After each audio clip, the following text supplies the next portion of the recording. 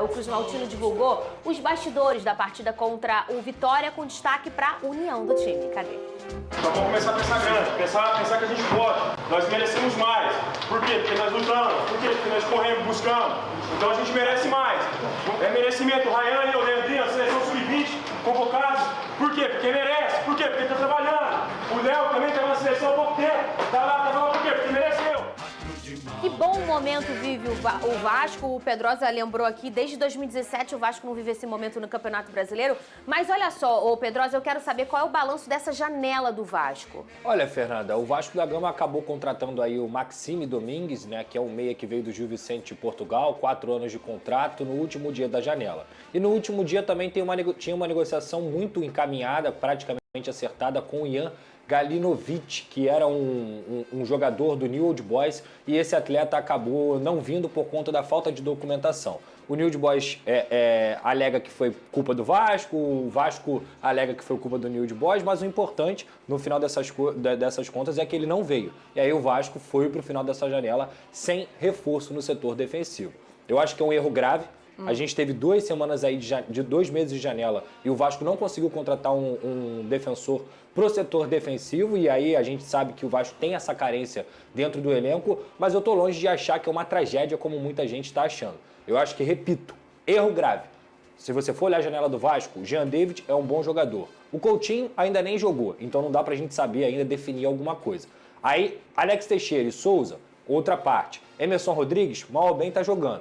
Ok, a janela de entrada não foi tão boa, mas pensa só na janela de saídas. O Vasco conseguiu se livrar de Praxedes, Zé Gabriel, Serginho, Cleiton, Eric Marcos, jogadores que tinham alto salário e que oneravam a folha salarial do Vasco e que foi uma contratação da diretoria passada. Além disso, o Vasco não está mais na lama. Se o Vasco estivesse na lama, como esteve, por exemplo, no ano passado, aí é essa situação de desespero. O Vasco é o 8º colocado do Campeonato Brasileiro com 34 pontos. Se você for olhar a história do Vasco nessa temporada, é história de tragédia. O Pedrinho assume num 6-1 ali por Flamengo, com Álvaro Pacheco, com um elenco recheado de problemas, com transfer ban para ser assumido, com valores que toda hora chegavam e o Pedrinho se assustava. Questão de luva de jogador, do nada, ó, notificação, tá devendo luva. Por exemplo, o Ryan.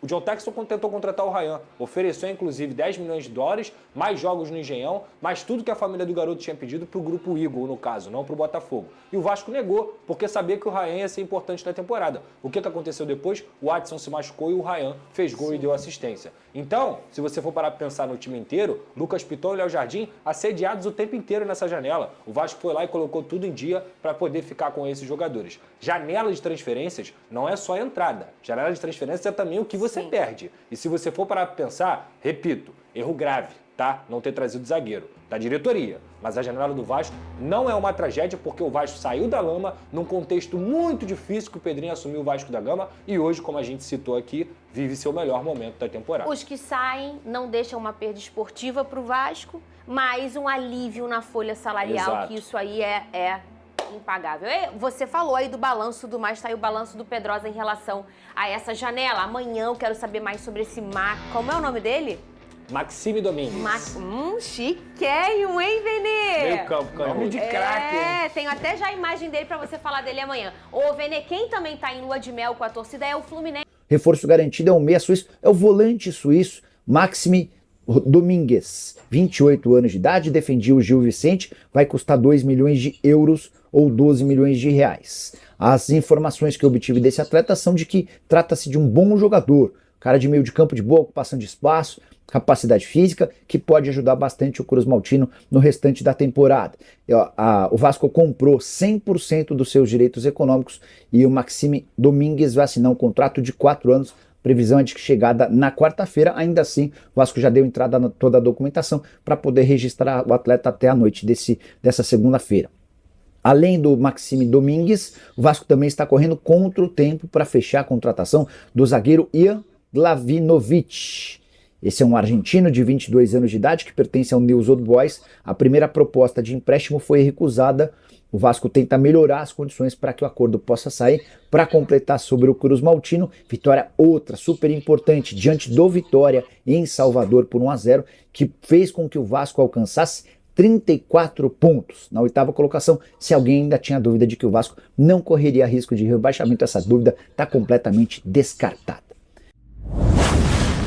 Ganhar um pouquinho mais de fôlego no campeonato, costuma ter bons resultados em casa, mas o Vasco foi lá e venceu por 1-0, mais uma vitória importante e já começa a figurar na parte de cima da tabela de classificação, até se aproximando ali do G6, do G8, hoje na 8ª colocação do Campeonato Brasileiro. Vamos trazer o Tébaro Schmidt para conversar com a gente aqui, trazer informações desse dia seguinte do Vasco, Tébaro, porque além desse bom momento, né, de bons resultados principalmente, é momento também de olho na questão do fechamento da janela que a gente está falando aqui. Hoje fecha a janela de transferências internacionais, então os jogadores que vêm do futebol internacional para o Brasil, e o Vasco tenta aí 2 contratações até o final do dia para conseguir reforçar o seu elenco, principalmente no setor defensivo, né, amigo? Boa noite para você.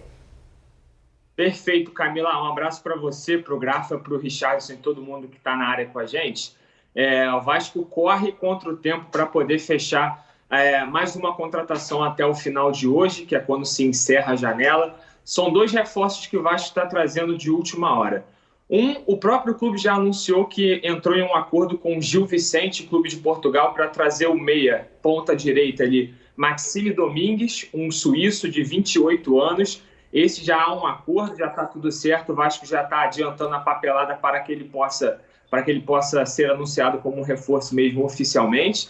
E o segundo é um zagueiro argentino chamado Ian Glavinovic, do Newell's Old Boys. Esse é um jogador mais jovem, de 22 anos. O Vasco, a informação que a gente tem aqui é que já existe um acordo com o Newell's, clube argentino, mas agora o Vasco precisa até às 11h59 correr com essa papelada para poder registrá-lo, né, a tempo hábil, aí, antes do encerramento da janela.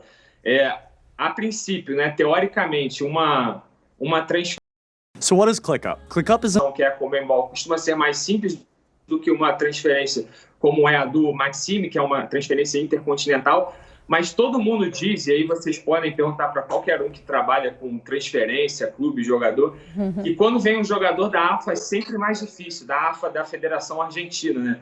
Então, o receio ali do Vasco, nesse momento, é esse. Se eles vão conseguir a papelada, a documentação da AFA a tempo de registrar o Ian Glavinovic antes do encerramento da janela. Então, são esses 2 jogadores que estão muito perto de vir.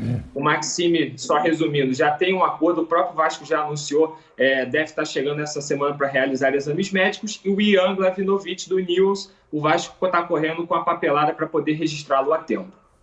Mais 2 jogadores aí para esse elenco que, de fato, tem mostrado algumas carências, principalmente com lesões, com suspensões. Quando precisa alterar o time, o Rafael Paiva tem tido mais dificuldade. Os 11, ele parece já ter um controle, 12, 13 talvez, mas tem dificuldade quando precisa. Sofreu recentemente na Copa do Brasil com muitos desfalques e tinha dificuldade de peças de reposições. De peças de reposição. Não vou pedir para vocês falarem aqui vida e obra dos 2 jogadores, porque tenho certeza que a gente acompanha muito pouco, né, as 2 contratações do Vasco nesse momento. Vamos, aos poucos, conhecendo melhor, mas são posições importantes, né? Acho que é a questão defensiva e, nesse momento, com a questão do Adson, né, que provavelmente não joga mais nessa temporada, ganhou muita chance com o Rafael Paiva, vinha sendo um jogador importante para o time, Grafa, e se você não perde mais um jogo, as pontas já são uma questão, né, no elenco Cruz Maltino. Ainda sem o Adson até o final da temporada, era algo que precisava ser olhado no mercado, né, amigo? É verdade. O Adson até que demorou um pouco para encaixar, né? Chegou com grande expectativa depois da saída do Gabriel Peck, né? Ele chega, uma das maiores contratações, assim, da temporada do Vasco. E quando ele começa a encaixar, começa a ter uma sequência, começa a ir bem, apareceu essa lesão, né? E só aumentou ainda mais o número de problemas do Rafael, né? Que tem um elenco curto mesmo, né? Mesmo com as chegadas do Coutinho, do Alex, do Souza, mas perdeu muitos jogadores. O Zé Gabriel foi embora, os jogadores chegando e jogadores saindo. E chegar jogadores importantes, são jogadores que a gente não tem um conhecimento assim da característica, da maneira que joga. Aquele clássico jogador que vai na entrevista coletiva, né, Rick? O repórter vai perguntar, como é que você gosta de jogar? Qual a posição ideal que você gosta de jogar? Quais são suas principais características? E quando a gente não tem um conhecimento do jogador. Mas é importante o Vasco se qualificar, o Vasco começa a olhar o Campeonato Brasileiro com outros olhos, começa a almejar. É isso aí, torcida vascaína, grande informações aí do Vasco, que fechou a janela de transferências até boa, né, para a situação que vem. O time O Vasco não precisaria fazer milagre na janela de transferência, até porque vive um bom momento. Tem uma equipe melhor, né, do que as equipes anteriores, né? Ainda tem o Coutinho, lembrando que ainda tem um Coutinho ainda para voltar. Mas é isso, janela de transferência fechada. Vasco trouxe jogadores pontuais, reforços, né, que vão se intermediar ali entre titulares e não titulares. Alguns vieram só para compor elenco, mas tá aí, né? Vasco que vive um bom momento na temporada. Trouxe o Maxi ali, né? O Maximili trouxe vive um bom momento, né? Então, assim, trouxe o Máximo Rodrigues e vive um bom momento, né? Vitórias no campeonato. Agora a última vitória foi em cima, né, do próprio Vitória por 1-0. E é isso, pessoal. Se inscreva no canal, deixe o seu like, o seu comentário, que isso faz uma enorme diferença pra gente aqui dentro da plataforma. O YouTube entende que o conteúdo é relevante e entrega para mais torcedor do Vascão. Não se esqueçam de ativar o sininho das notificações, porque assim que a gente postar um conteúdo, chegará diretamente em seu smartphone ou em seu computador. Desde já agradeço, valeu!